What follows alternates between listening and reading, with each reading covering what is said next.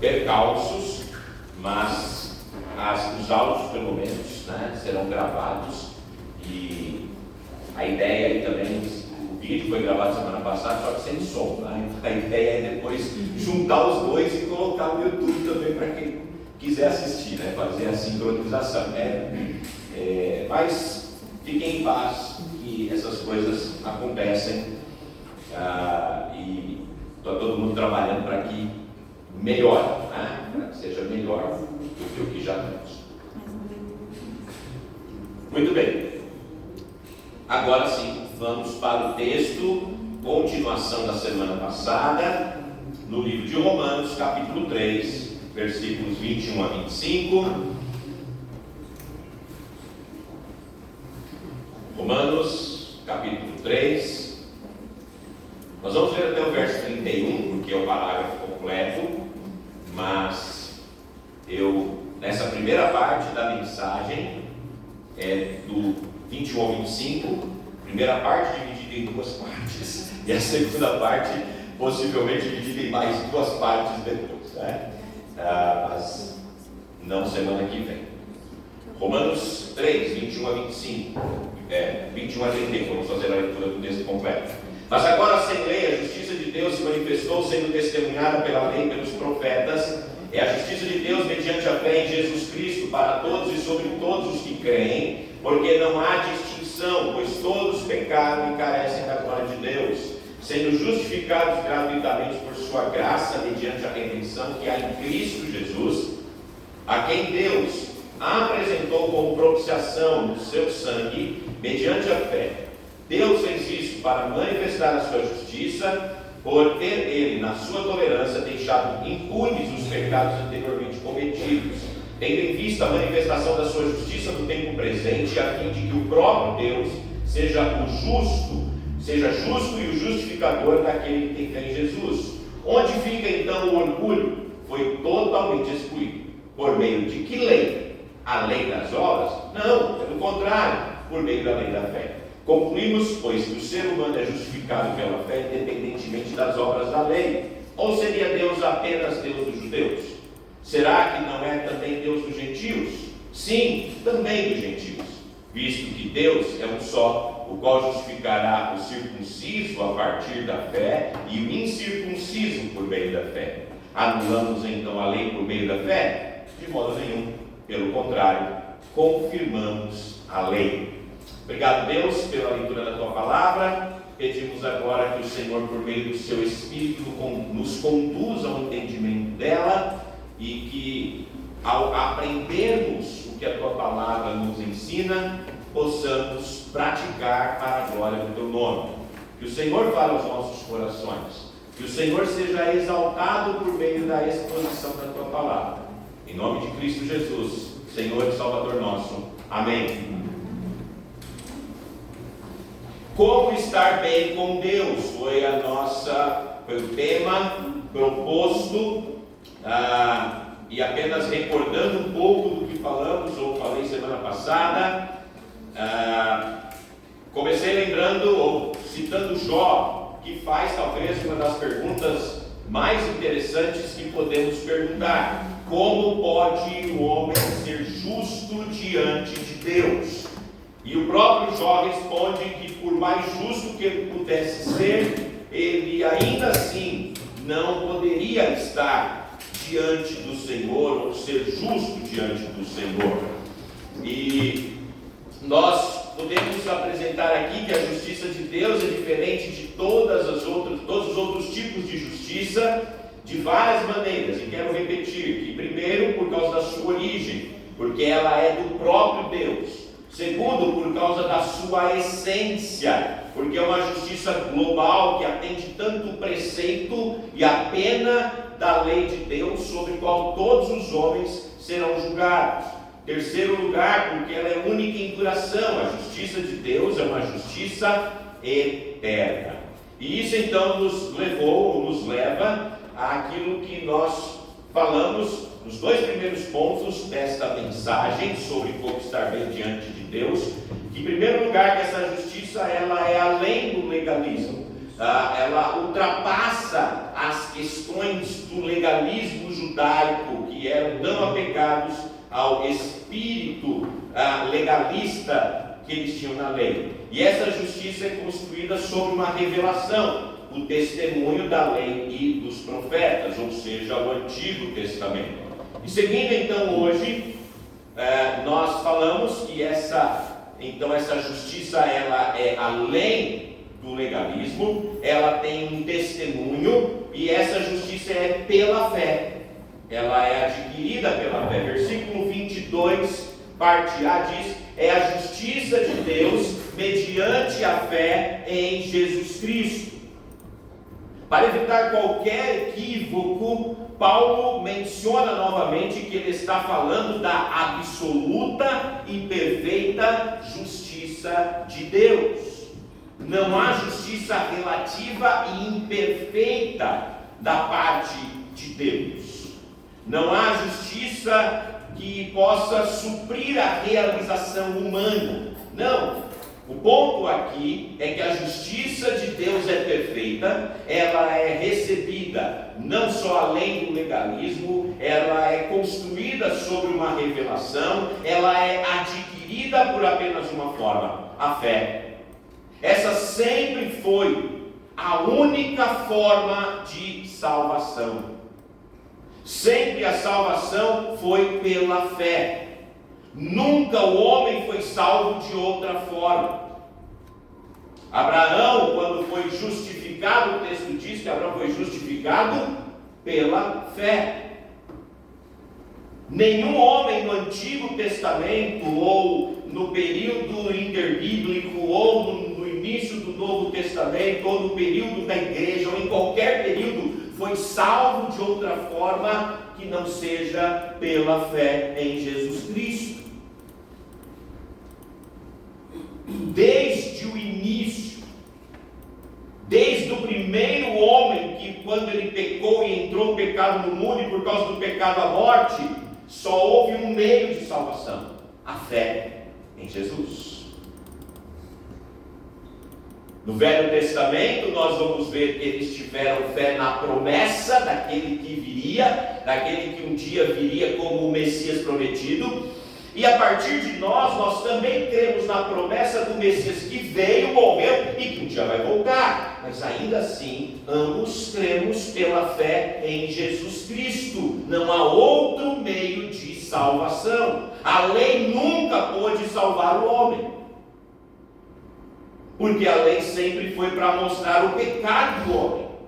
A lei sempre apontou para o pecado. A lei sempre apontou para a minha incapacidade de agradar ao Senhor.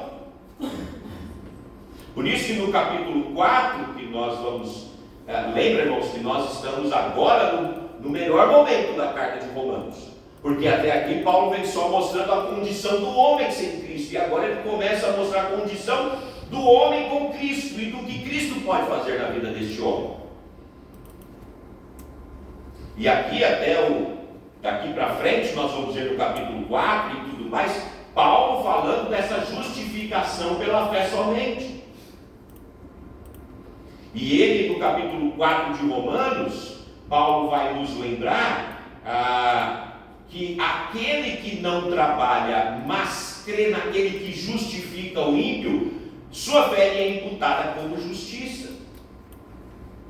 Capítulo 4, Paulo, a gente vai chegar nele logo, mas no capítulo 4, Paulo vai mostrar que se você trabalha, você tem direito ao salário.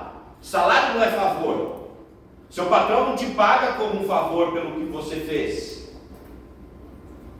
O Arilson trabalha o mês inteiro e ele espera, quando chega lá no 5º dia útil, receber o salário dele. Mas por quê? Porque o patrão dele é bonzinho? Não, porque ele trabalhou. Ele tem direito àquilo. É salário. Mas Deus nos dá por graça. Eu não trabalhei pela minha salvação, eu nada fiz pela minha salvação. Deus me justifica, Ele atribui justiça a mim, independentemente das minhas obras, porque é a obra de Cristo imputada na minha vida que me garante a salvação. Então é dádiva, é bondade, é graça, é eu receber sem trabalhar, porque alguém fez o trabalho por mim. Então a verdadeira fé, irmãos, é aquela que nós depositamos em Cristo. Agora, como resultado da obediência da fé, como resultado de uma fé verdadeira, o crente pratica boas obras. E aqui é que às vezes mora sempre a dificuldade. As obras não salvam, mas as obras acompanham o salvo. É isso que Tiago vai falar, que a fé sem obras é morta. Tiago não está falando que é fé mais obras para a salvação. Tiago está falando que a fé produz boas obras. O crente vai produzir boas obras. É da sua natureza. Assim como da natureza do pecador é pecar, assim como da natureza do ímpio é a impiedade, a natureza do salvo é praticar atos de bondade. É da sua nova natureza. Por isso Tiago vai nos falar que a fé sem obras é morta. E o verdadeiro crente, ele não tem uma fé ritual, não é uma fé de uma experiência religiosa, não é uma fé num sistema ou numa bondade, não é uma fé nebulosa, não é uma fé apenas para estar num local de adoração, mas é uma fé ativa, que age, que trabalha, que faz para o bem das pessoas.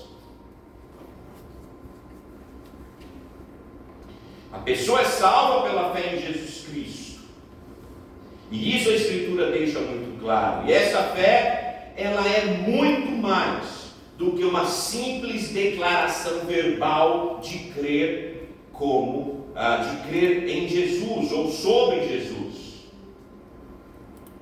É algo que, como Tozer vai falar da doutrina da justificação, da fé de Paulo, que a fé de Lutero, fizeram revolucionar a vida destes homens.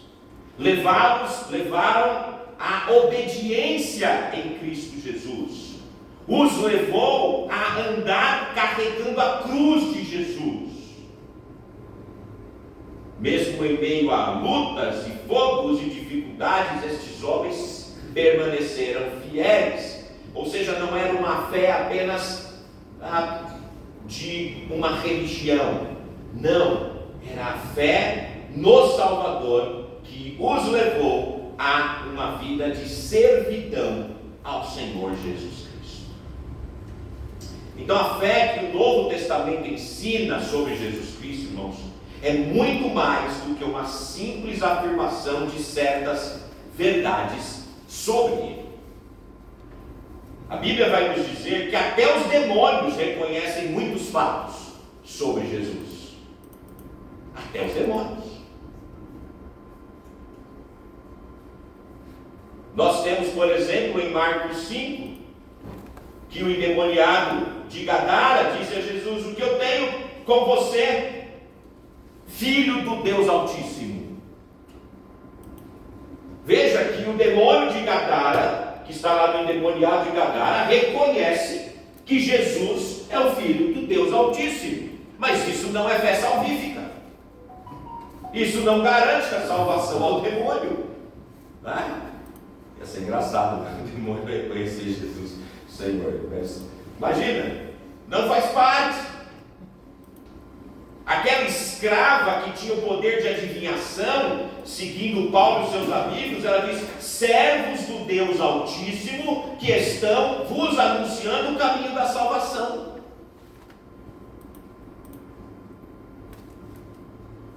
A fé salvadora, irmãos, é a colocação de si mesmo em total submissão ao senhorio de Jesus Cristo. Não é somente lógico que ela começa com um ato, onde você crê, onde você confessa, mas ela é seguida de uma vida total de submissão ao Senhor Jesus Cristo. E essa submissão, essa vida cristã, a Bíblia ensina de alguns elementos indispensáveis que demonstram essa vida de fé em Jesus Cristo. Primeiro, ela envolve o exercício da vontade. Vontade de permanecer firme no Senhor, buscando ao Senhor, porque vem do próprio Senhor essa vontade. Paulo vai falar no capítulo 6, versículo 17 de Romanos, ele vai dizer: mas graças a Deus que, tendo sido escravos do pecado, vocês vieram a obedecer de coração a forma de doutrina a que foram entregues. Ou seja, eles creram pela fé, o Senhor os salvou, mas aí começa, a partir daqui, e pense no ponto de vista humano, uma obediência voluntária de uma pessoa em abandonar o pecado e viver para a glória do Senhor Jesus Cristo. Porque a santificação, irmãos, ela é um ato de Deus nas nossas vidas, mas é um ato do homem para com Deus. Eu não tenho que ficar parado, não vou esperar Deus me santificar. A santificação eu tenho que agir. Como é que eu quero ser santificado se eu não leio a Bíblia? Deus não vai abrir a Bíblia para mim para eu começar a ler, para eu ler, não. Eu tenho que ler, eu tenho que orar, eu tenho que buscar a presença do Senhor, eu tenho que estar diante do Senhor todos os dias, eu tenho que cuidar da minha vida diante do Senhor.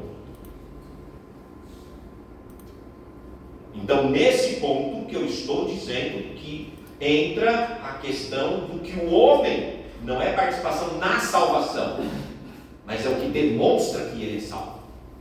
Ele tem vontade de fazer a obra do Senhor.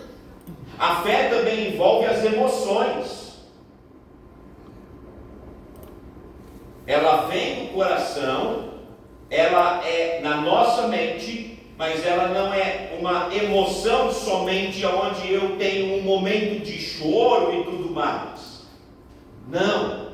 Esse sentimento que vem através de Cristo, ela me leva a entender e viver para a glória dele, por uma vida transformada que afetou de modo mais profundo o todo ser da minha vida. Mas essa emoção não deixa de fora o intelecto. Ninguém pode pensar no caminho para o céu, receber Jesus Cristo como Salvador, sem uma compreensão da verdade do Evangelho.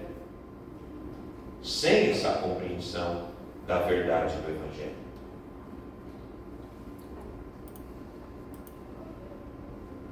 Então, na verdade, irmãos, o cristão ele vai envolver na sua fé, depois da salvação, envolve a vontade, as emoções e o intelecto, o que novamente voltamos para mostrar que a fé salvífica nos leva a um andar correto diante do Senhor e a obras que glorifiquem o nome do Senhor.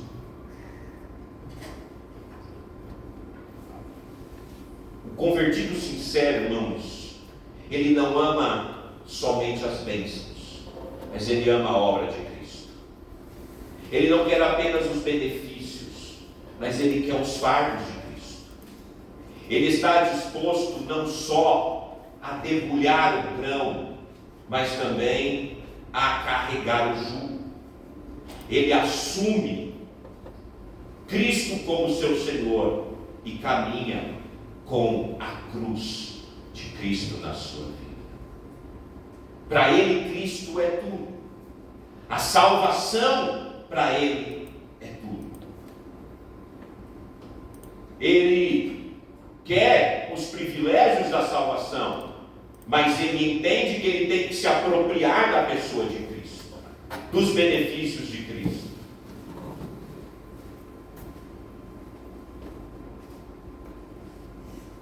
Ele experimenta da doçura do nome de Cristo e da graça de Cristo, mas também experimenta da luta e da dor que é caminhar com Cristo.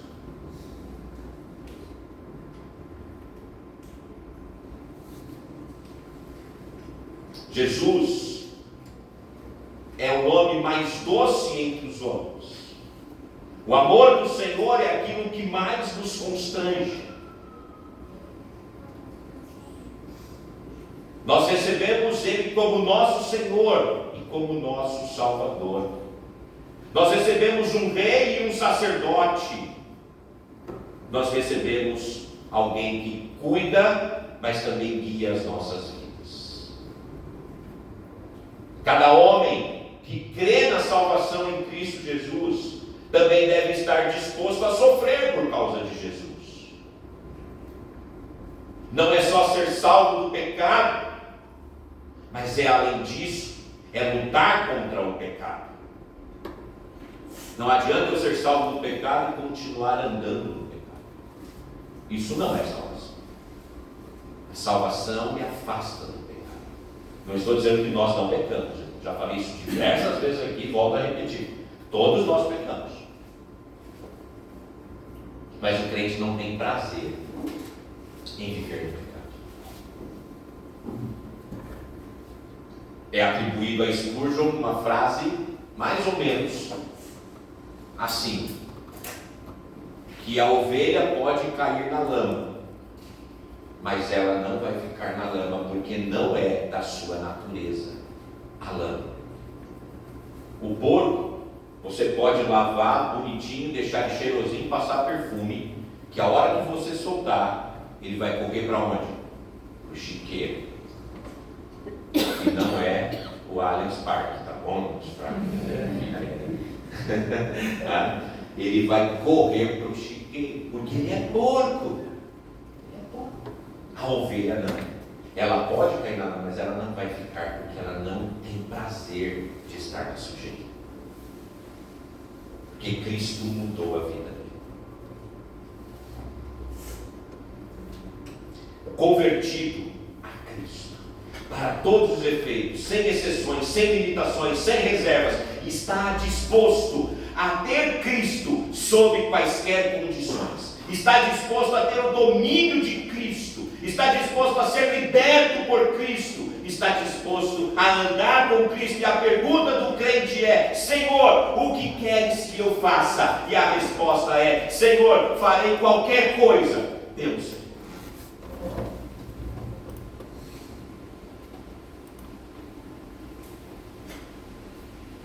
Os nossos dias, a nossa vida, ela é para o Senhor. É assim que é a fé em Jesus Cristo. A justiça também, irmãos, ela é fornecida para todos os que creem. Para todos os que creem. Pois não há distinção, o verso 22b vai dizer: para todos e sobre todos os que creem, porque não há distinção, pois todos pecaram e carecem da glória de Deus. A oferta da salvação, irmãos, e a justiça que ela traz, é concedida a todos os que creem. Note que aqui nós temos talvez um paradoxo, e que é maravilhoso. A salvação, ela é oferecida, ou deve ser oferecida para todos. Eu não escolho quem eu prego. Eu não escolho quem eu prego. Deixa eu fazer um adendo. Vocês já me conhecem há algum tempo. Sabem que dentro da minha teologia, daquilo que eu entendo como teologia, eu me coloco dentro daquilo que nós chamamos de calvinismo. Todo mundo que me conhece sabe disso. Me coloco dentro daquilo que é conhecido como calvinismo. 5 pontos, tudo bonitinho. E eu creio em todos eles. Alguns creem 4, 4,5, 4,75. Eu creio nos 5 pontos. Eu entendo que eles são o que a Bíblia ensina. Está tudo bem, é assim que eu creio. Então os irmãos sabem que eu creio na eleição incondicional. Creio que o Senhor é quem salva, creio que é Ele quem escolhe, é Ele quem liberta, é Ele quem trabalha, creio que Cristo morreu para salvar os eleitos, creio em todas essas coisas de uma maneira muito clara, mas creio, e isso não, às vezes as pessoas fazem confusão com isso, Acho que calvinista não evangeliza, acho que calvinista não ama o Evangelho, acho que calvinista está fora do Evangelho. Não, irmãos. Na verdade, o Evangelho é anunciado a todos, e a Bíblia fala isso de uma maneira muito clara. Embora eu creia piamente que Deus já tem os seus eleitos, isso eu creio, e se você não crê como eu, fique em paz. Um dia a gente pode sentar, tomar um café e conversar sobre isso, com muita alegria, que eu gosto, é um assunto que eu gosto de conversar, converso com muita paz no coração.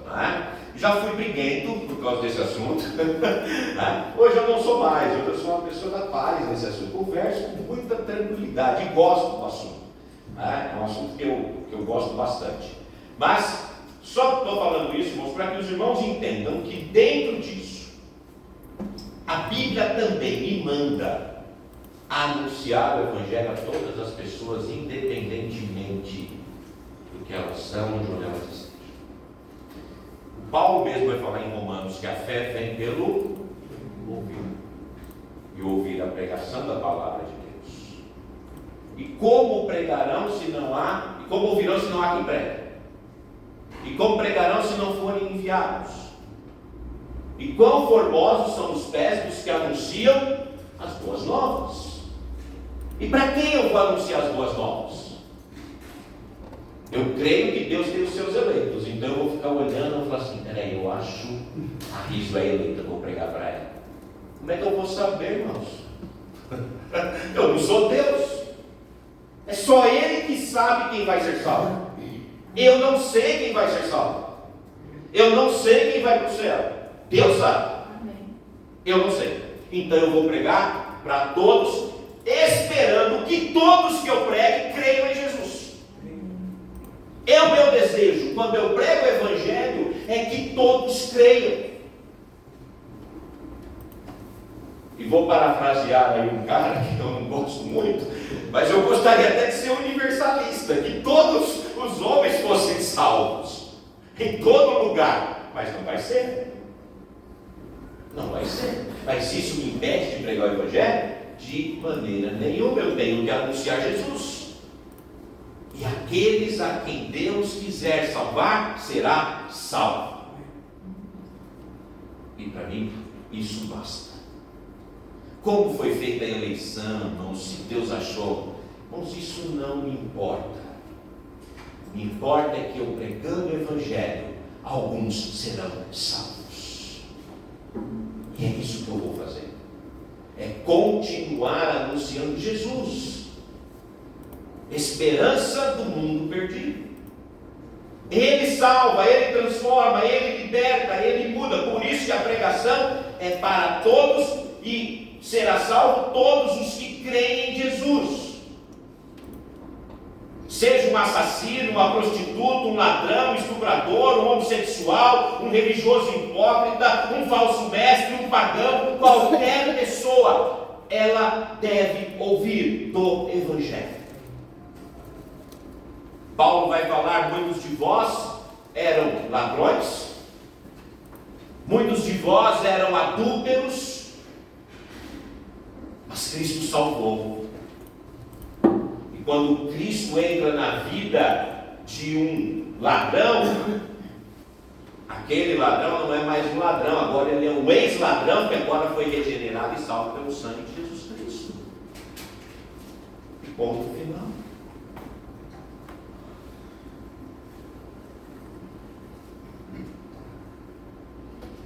E por que eu tenho que pregar, irmãos? Porque todos, indistintamente, todos pecaram e carecem da glória de Deus.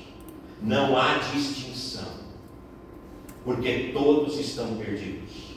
Não há distinção, porque todos os homens estão aquém da glória de Deus.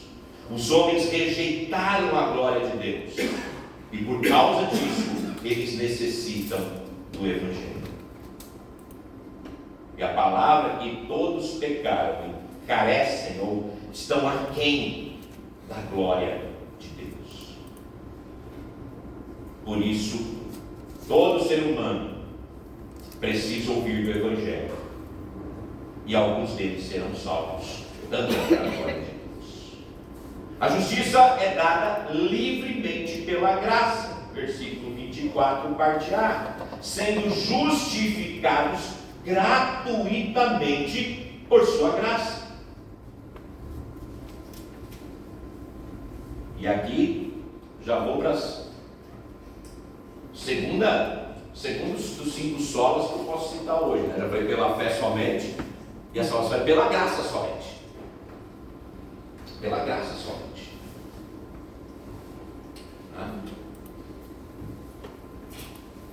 Ninguém pode ser justificado pelas suas próprias obras. Nós já falamos sobre isso. Então a justificação é um presente, é graça. Graça de Deus. E justificar, irmãos, significa declarar retidão em algo ou em alguém. Ou seja, a justificação, irmãos, é a declaração de Deus de que todas as exigências da lei foram cumpridas em nome do pecador crente através da justiça de Jesus Cristo. A justificação, ela é totalmente forense, uma transação legal. E aí, Marcos, depois vocês podem pedir explicações para ele sobre esses termos, né, de legalidade jurídica. Mas a ideia de justificação remete ao tribunal, remete ao juiz, remete a um advogado, remete a isso. Aonde eu, no tribunal, sou declarado justo. Não porque eu fiz alguma coisa, mas porque alguém assumiu os meus crimes e ele pagou exatamente a pena que era minha. E então eu sou declarado justo no lugar daquele que se fez injusto para me tornar justo. E aí o grande Deus olha para mim e fala: você é justificado não pelos seus méritos, mas pela obra de Cristo. E eu tenho um advogado junto ao Pai, Jesus Cristo justo, que pagou a pena no meu lugar. Irmãos, olha que fantástico. Ele pagou a pena no meu lugar. Ele foi o meu próprio advogado. Ele fez tudo por mim. Qual é a minha atitude então diante dele quando eu creio? Deve ser de me dobrar diante dele e falar como Isaías falou: eis-me aqui, Senhor. Faça de mim o que quiser, porque eu não merecia nada disso, e o Senhor ainda assim me fez. Essa justiça foi imputada, colocada em mim, na minha conta, por causa de Cristo. Mais uma vez, irmãos, assim como a fé e a santificação caminham juntos, a justificação e a santificação também não andam separados. Deus justifica e santifica a quem Ele salva. A lei revela a justiça de Deus e expõe a injustiça humana. A graça, por outro lado, não só revela a justiça de Deus, mas na verdade dá a sua justiça para aqueles que confiam em seu Filho. Esse é o dom da graça de Deus, que custou a Deus o sofrimento e a morte do seu próprio Filho na cruz, de modo que para o crente não há mais nada para pagar. Mais nada para pagar. As religiões querem pagar a salvação. As religiões querem de alguma forma pagar a salvação. Não há nada a pagar. Cristo pagou o preço completo. Aleluia. Estamos completamente livres. E em sexto e penúltimo lugar, a justiça é realizada pela redenção. Versículo 24b. Sendo justificados gratuitamente por sua graça, mediante a redenção que há em Cristo Jesus. A palavra aqui, redenção, é resgate, que carrega a ideia de entregar por meio de um pagamento de um preço. É pagar um resgate para um prisioneiro. E aqui Paulo muda de figura. Se ele primeiro olha para a figura de um tribunal, ele agora olha para a figura de um mercado de escravos. E a redenção tem a ver com a escravidão. O que o Redentor fazia? Ele ia lá e comprava um escravo e pagava o preço por aquele escravo. Então havia os mercados de escravos, e naquele mercado de escravo, os escravos eram negociados. O Redentor ia lá, comprava o escravo e libertava aquele escravo. Essa é a ideia de redenção. Cristo foi no mercado de escravos, pagou o preço e lhe deu a carta de alforria. Foi isso que ele fez. Mas eu, voluntariamente, como no Velho Testamento, fiz o quê? Eu quero ser seu escravo agora, livremente. Veja agora que figura. Porque eu me tornei escravo de Cristo, não porque ele impôs que eu fosse escravo dele, mas porque ele me libertou, e eu amo aquele que me libertou, então eu me escravizo a ele, me sujeito a ele. Só que eu não sou o escravo que fico na senzala sofrendo, mas eu sou o escravo que vai morar junto com ele dentro da sua casa. Vamos dar para ver quantas figuras maravilhosas que a salvação nos traz. Jesus pagou o preço para me libertar de um senhor tirano, que era o pecado, para me dar liberdade, e agora eu sou livre. Mas eu livremente me escravizo à vontade do Senhor Jesus Cristo, porque eu amo aquele que me libertou.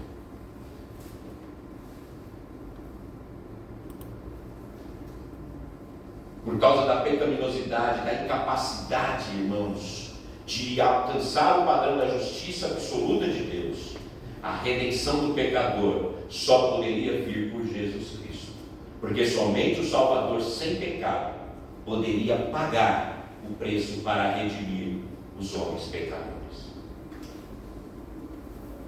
E, sétimo e último lugar, irmãos, a justiça foi paga pelo sacrifício expiatório, versículo 25a, a quem Deus apresentou como propiciação mediante o seu sangue, no seu sangue mediante a fé.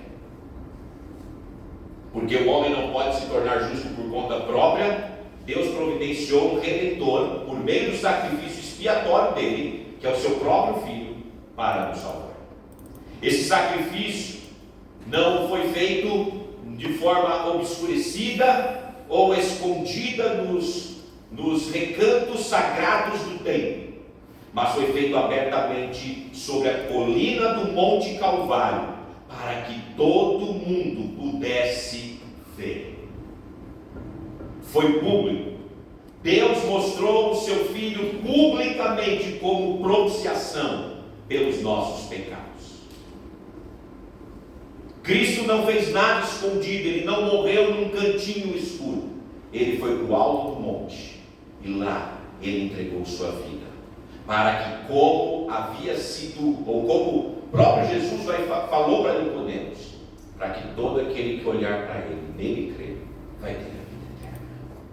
Assim como a serpente foi levantada no deserto, e aqueles homens que olhavam para a serpente não morreriam, que os que foram picados pela serpente, eu não tenho tempo de explicar a história, você pode voltar lá em Números e ler, não sei qual capítulo, então lê de Números 1 até o 40, são 40 capítulos, Números? Não sei, deve ser, se eu não inventei um número agora, gente, são 50, Êxodo são 40, Levítico 27, bom, lê Números inteiros, bom, você vai achar a história, é uma benção essa história. Mas ele fala lá na serpente no deserto, o homem levantava, então quem que foi picado pela serpente olhava para a serpente e era curado. Quanto que era? 36, quase 40. Nós são 4 capítulos a menos, né? Do que eu tinha falado, tá vendo? É rapidinho para ler. 2 dias você lê Números. Aí E Jesus também seria levantado para que todos pudessem ver. E aquele que pela fé olha para Jesus e crê é salvo.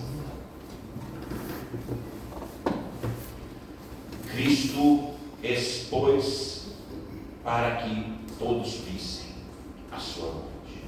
E a ideia de propiciação, irmãos, é apaziguar a Deus.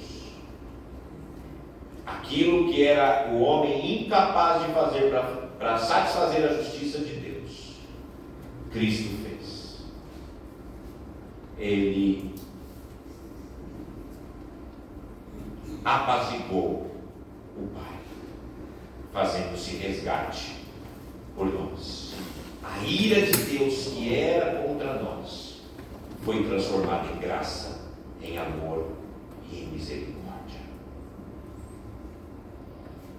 Propiciação feita por Cristo, pago com o seu próprio sangue, para que os crentes pudessem ser salvos, para que lembrássemos que nós não fomos salvos por coisas corruptíveis como prata e ouro, mas pelo precioso sangue do Cordeiro, sem defeito e sem mal, o sangue de Cristo.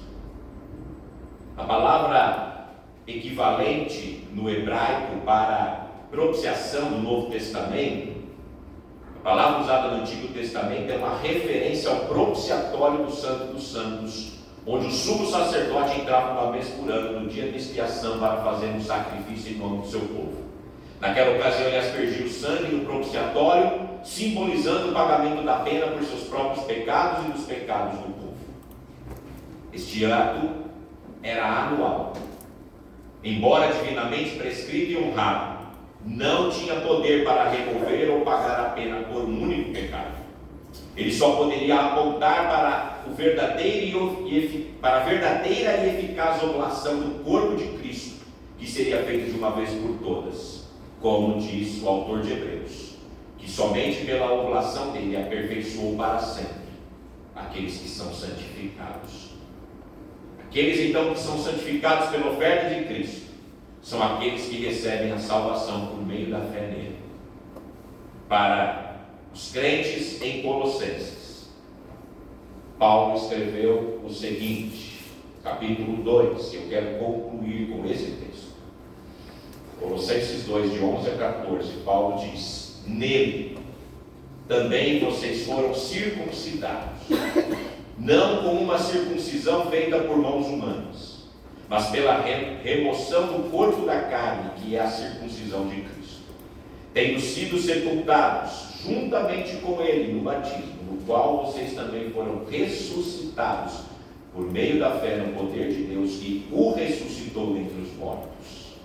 E quando vocês estavam mortos nos seus pecados e na incircuncisão da carne, ele lhes deu vida juntamente com Cristo, perdoando todos os nossos pecados. E note o versículo 14, irmãos: cancelando o escrito de dívida que era contra nós e que constava de ordenanças, a qual nos era prejudicial, removeu inteiramente, cravando na cruz.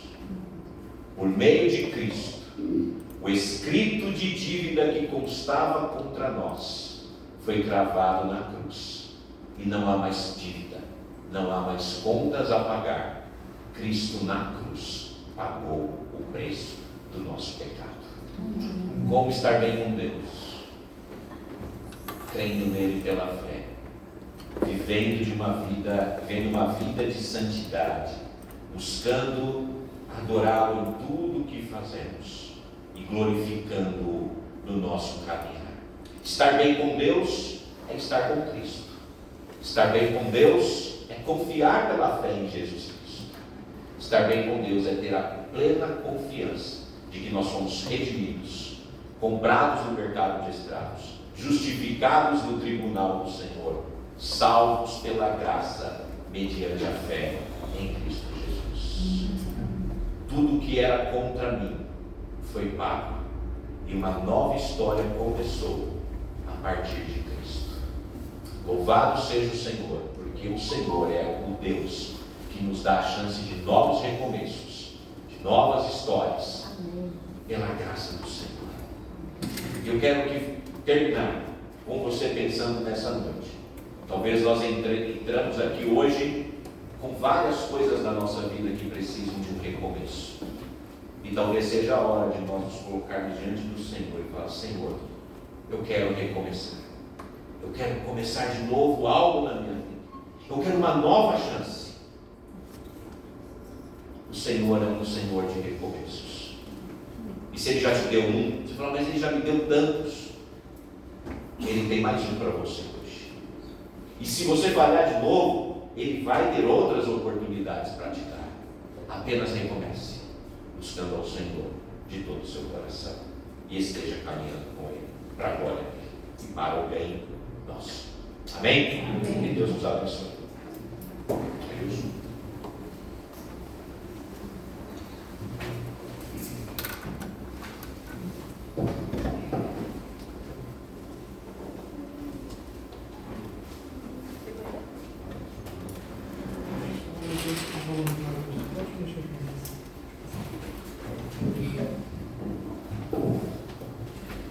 Convidar aqueles irmãos que podem ficar de pé.